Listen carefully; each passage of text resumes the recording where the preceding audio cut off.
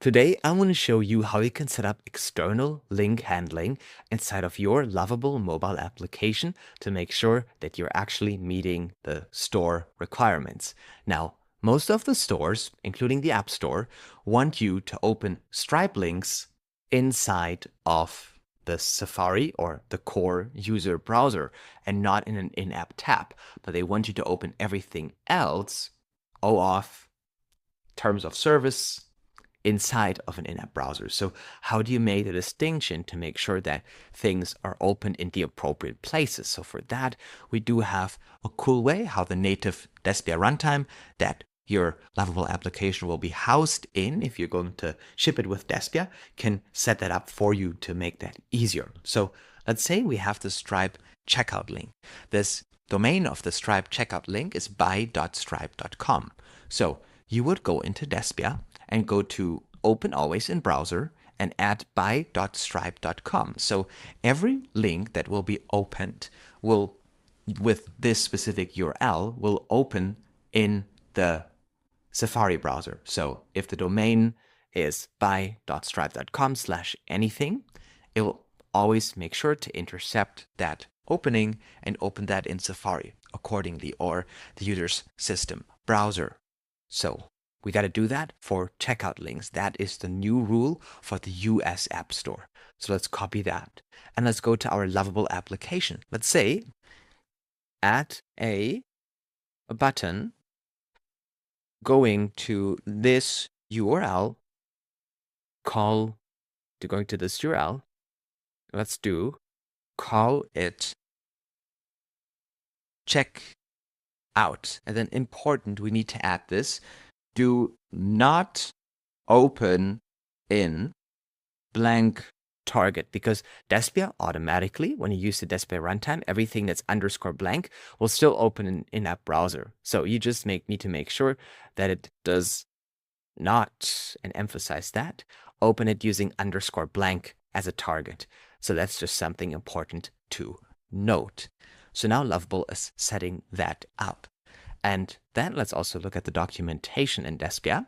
Now, most of the things that you're going to open will be Window.open, putting the URL inside of here and doing _blank, meaning this will open it in a new tab, and everything that the browser tries to open in a new tab will be intercepted by the Despia runtime, and it makes sure that it opens it in an in-app tab, which is the way you have to do it to meet the store requirements for opening stuff.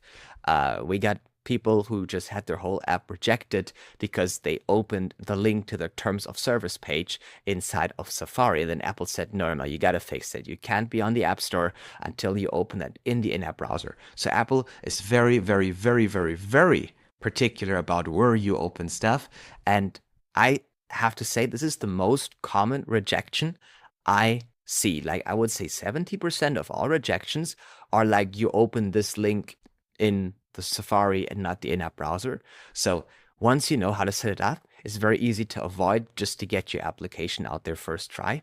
But then also, if you get a rejection because of that, fix it with this video and I'll approve you next time. Where you just need to rebuild the app, resubmit, tell the app review team we fixed that. Thank you so much for letting us know.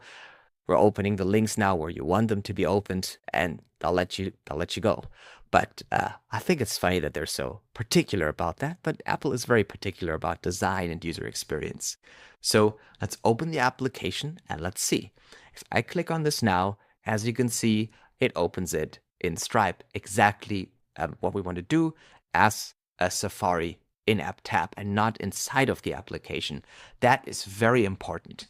So now let's do an experiment here, right? Let's create a second Lovable project, and let's say create a project with a button going to, and now we need our app's deep link. This is getting very interesting, okay? So now, as you can see, if you publish your Despia project, you will see that there's your deep link scheme. And you can copy this deep link scheme, and this deep link scheme will close the in-app browser and go to a specific page of your application. So we can create a new project with a button going to my app : / and it will just be your app name without spaces in lowercase. And then we do link, that will be the link that will be opened inside of your application. If it's your host, it will be open in the core frame. And then we do the URL of this Lovable project. So let's copy that one. Perfect. And now I'm going to go and paste this inside of here. So we can do, if our application opens a different application and that goes then opened in our in-app tab, like Google OAuth would do, right?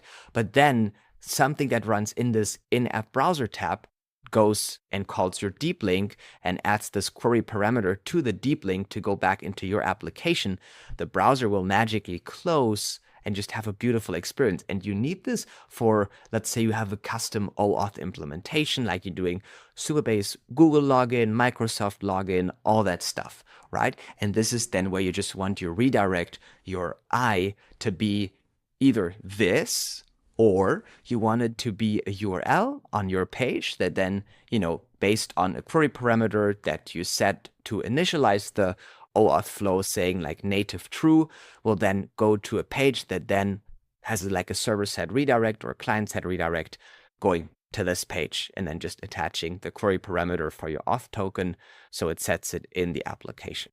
But let's send that. I think that's good enough. Okay, and now while Lovable is working on that, we're just going to set up another example going to example.com. So as you can see, we have window.open blank. That is how you open stuff in a new in-app browser. So let's copy that one. And inside of here, I can say, add a button under it saying example going to https://example.com using window.open URL _blank, use _blank for this one. That will trigger a new native in-app tab. So now we're going to have an example link being added to this page that will then open, in this example, example.com as a new in-app tab. And as you can see, it should be able to edit that very quickly here. And then let's also check in on our other Lovable project that is still getting all set up. That'll take a little bit, but this one looks good. Now, if we take a look at the code, you see in this one just going to Stripe is doing window.location.href, which is usually the most common method when you're just trying to change the href and trigger it to just, in this example, fetch and to being opened in Safari. Now, when you're trying to open a blank target, you would do window.open. So just something to note in case that is something that interests you. But in this example, window.open with _blank will always open in a new in-app tab, unless you have something else configured. But _blank will always, in Despia, has the highest order. So even if you have registered the URL to be always open there, if it's still _blank, it'll still open it in the app.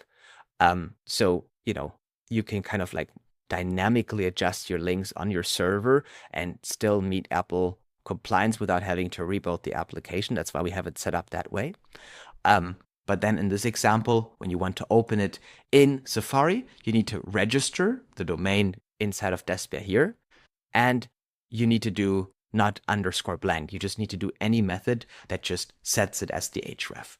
Okay, so now let's actually try that. So let's close my app here, my Stripe, and let's open the application. And let's try clicking on example. Now, if I click on example, you see it opens this in-app browser, which is pretty neat, right? I can close it now. So here's the thing. How do I automatically close the in-app browser? Because, I want to be also able to close the in-app browser when I, for example, do like OAuth flows or something like this. So this is what we've been building inside of here.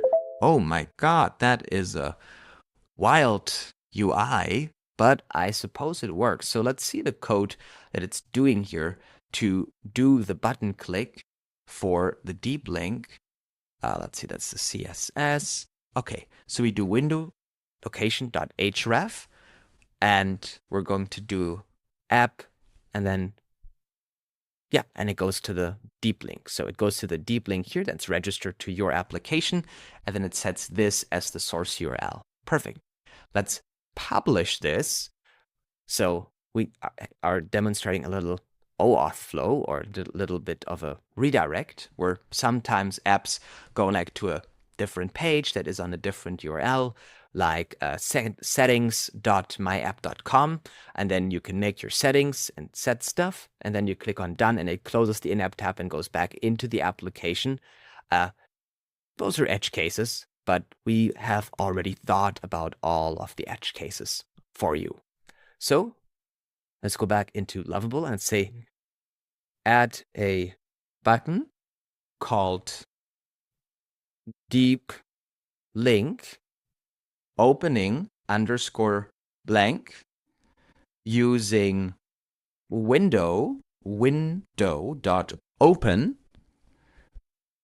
opening _blank using window.open for this URL.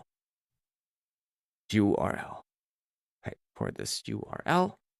And we're going to put that inside of here. So now it's going to add this button to our page that will open in the in-app browser, because we're doing _blank this page. And then once this page is opened, we can click on the button and it should automatically close the in-app browser, because it uses a deep link that navigates back into the application. So we're telling the in-app browser to shut down. Okay, let's publish this in Lovable. Nice thing is Despia has updates over the air, so you can make critical UI changes fully AppStore compliant inside of Lovable. Now with links, I have to mention, like I'm saying AppStore compliant as long as you follow the rules. You'll be off the App Store if you do stuff. We had one user do that. If you do stuff like you use in-app purchases to get approved by Apple, and then once you are approved, you just think it's a good idea to remove your in-app purchases and replace it on all app stores with a Stripe checkout link, Apple is going to find out and they're going to kick you off the App Store. That's not allowed. You know, as long as you are using updates over the air for app functionality and not to, you know, trick Apple into approving an application and then changing everything that is relevant to store compliance after you got approved, they'll get you in the next review, because they're also temporarily checking your application when you're new, seeing did something major change, are they trying to go around our back? So as long as you don't do that, fully compliant.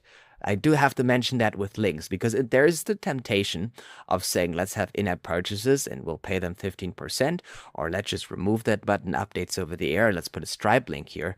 Apple will not like that, and that is a valid reason why your application could get banned. It's not because it has updates over the air, but it's because you are doing fraudulent stuff with updates over the air. Code Push has updates over the air. Some other frameworks have updates over the air. It's widely recognized and approved by Apple. But if you do fraudulent stuff and sketchy stuff in other frameworks, the same thing will also happen to your application. So follow the rules if you want to be on the App Store. So let's close that. And also, it's like the best checkout experience anyway. Like, you will have 50% higher conversion rates for like 50% of commissions. I think that's a good trade-off. But let's open that here. And then if I go to the deep link now, as you can see, it opens the other Lovable application. But now when I click on Launch Application, you see how it closes the in-app browser without me clicking on the in-app browser. So I can open the deep link. It opens the different page. Now, if I click on Launch Application here, right? If I click on here, it closes the in-app browser, goes back into the native application. Deep link, I could do this the whole day. This is really cool. I love it. Look at that. Just open, close, open, close. And, you know, this will help you do OAuth, right? Where you open like Supabase, OAuth, or like Clerk or anything in a new in-app browser, and then you either, if they allow you to register a deep link, which some do, as a redirect URL, that'll be closing it automatically. Or if they don't allow you to register a redirect URL with a deep link, you just have it go to a different page of your application that's just a spinner, and then that page will then redirect to your deep link and inject its kind of like the URL with the code from your OAuth procedures and your state and all that kind of stuff into the URL that you're attaching to the deep link, so it can then set the cookie and all the kind of stuff in the application and then write that to the native system storage. And that is how you're going to work with links. You can do checkouts, open something inside of Safari. You can open an in-app browser, but then you're stuck at there. The user got to click on close. Works for most cases. Or you can do a workflow with an in-app browser where you open something and a deep link then closes that browser. And that is how you're going to set up all those kinds of link handling scenarios. And they are usually one of the #1 reason applications don't get approved the first time on the App Store. So this is very important. It seems very useless, but it's very important to Apple at least. Thank you so much for watching. I really appreciate that. And I can't wait all the exciting applications that you'll be shipping on the App Store now that that hurdle is out of the way of making sure Window.open app links and links in general. And I can't wait to see you in the next video. Take care. Bye.